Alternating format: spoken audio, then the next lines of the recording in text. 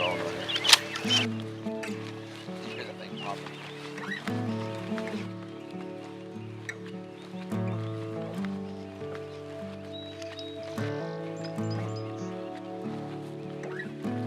I was amazed by how well they did and how quickly they made a name for themselves. I thought that they were going to kind of be stuck over there in West Virginia. I didn't think that there could be enough energy around a brand to get it going. You know, you need a kind of support from the community that seemed like it would build in a city, or it would build in a place that people went to drink wine already, build on the back of something else. And I couldn't have imagined it happening out there in the mountains, you know?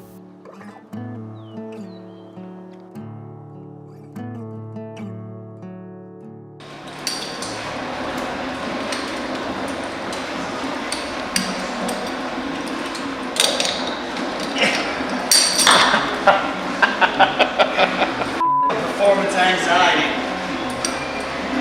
I was even trying to hype myself up. I'm like, you're gonna nail it this time, dude. See, that's optimally what it's supposed to look like. We had the passion to make something in Greenbrier County, to make something in West Virginia, to produce something for the people here that, as many people know, don't have a lot of opportunity sometimes in southern West Virginia. So we looked at a variety of items.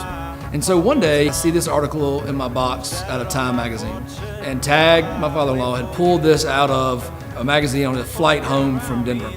And it was talking about the growth of the micro distilling business. And he wrote a little smart-ass comment and said, hey, we can do this in your garage.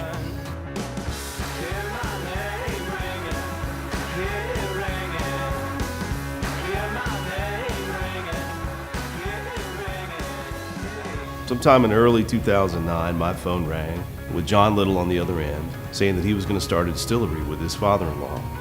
By the time it was time for the end of the phone call, I was on board. I mean, that's how easy it was. There was a whole thing that happened for years where, like, you would say you were going to start a micro distillery and the cops would show up and the fire marshal would tell you no and the neighbors would think you were crazy.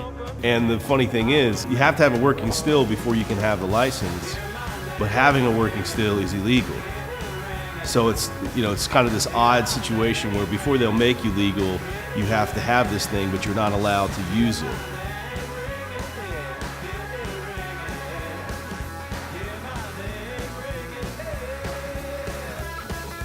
I think there are a few types of people that start distilleries, and they start them for a couple of reasons.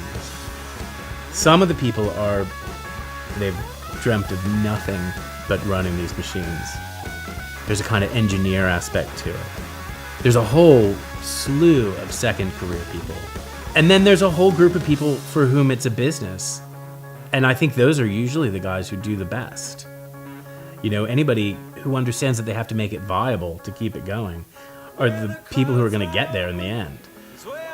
Those guys also tend to fall in love with it as they go.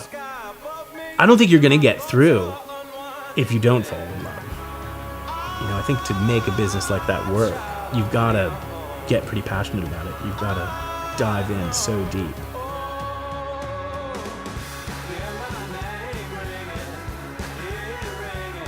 I mean, it was tiring but rewarding at the same time because, I mean, you're talking about 18-hour days. John and I both slept here a couple of nights, you know, watching fermentations, especially early on.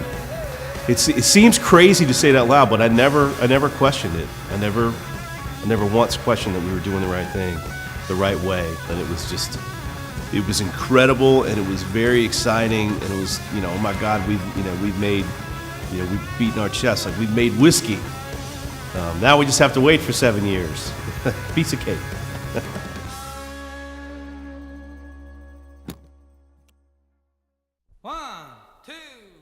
And I think that these guys have done a lot in creating this kind of family-friendly, happy vibe that just destroys that prohibition bullshit about how, you know, we got to do our drinking in some dark corner alone, away from our children.